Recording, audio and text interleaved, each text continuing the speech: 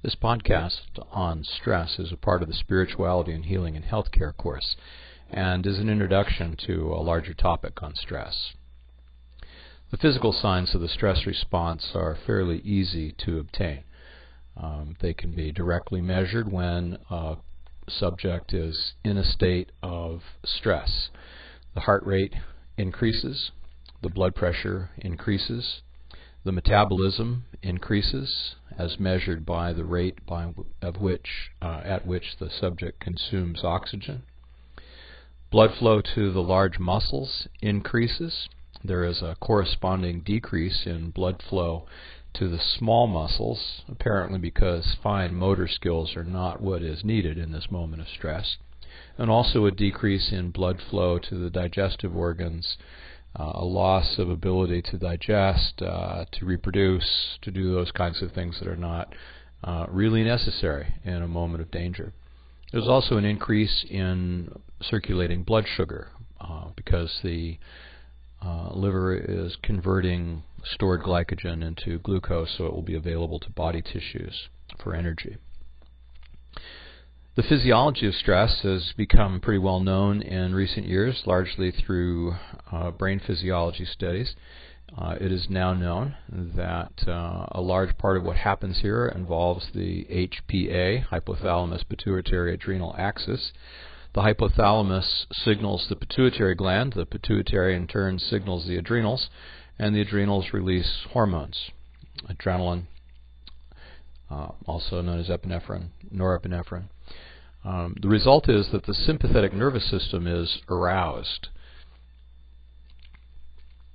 What happens then is that through chemical pathways and neural pathways, the brain acts to increase heart rate, blood pressure, blood flow to the lungs, to the brain, to the large muscles, decrease blood flow to the gastrointestinal tract, to the small muscles, and to the skin.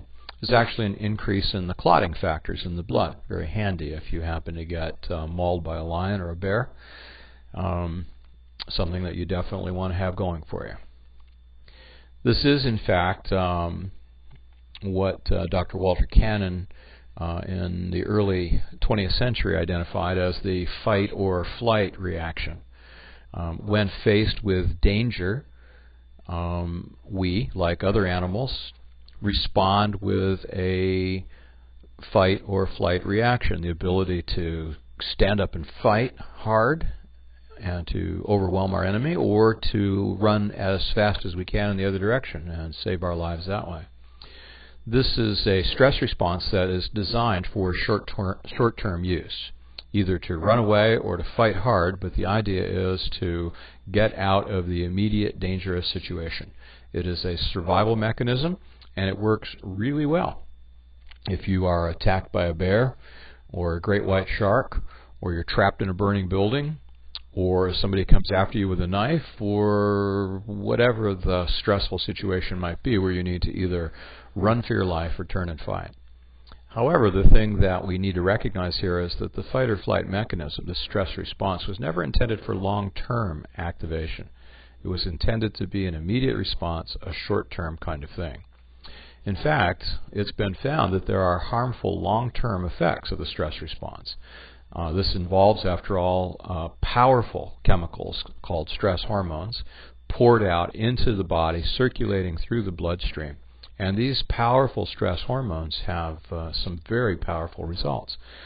They can produce abnormal heart rhythms, not only high heart rate, but also arrhythmias. They raise the blood pressure. They, as I said before, produce faster blood clotting, which is real handy if you're mauled by a bear, but is not a good thing if you already have narrowed coronary arteries or atherosclerosis in the arteries of your brain. You definitely don't want to be throwing blood clots. The powerful chemicals of the stress response produce abnormal alterations in metabolism, circulating glucose, so it's available to the cells, which may have something to do with the development of type 2 diabetes, adult onset diabetes, which has become an epidemic in this country.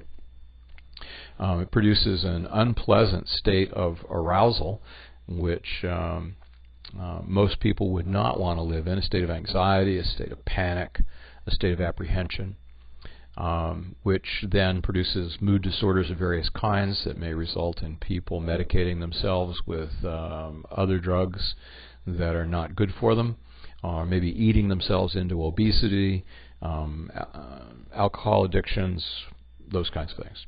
Also, of course, the resulting anxiety produces depression. It can produce high blood pressure in a chronic form, hypertension, essential hypertension that has no obvious cause, about most of the hypertension in this country. And it can produce various kinds of metabolic disorders.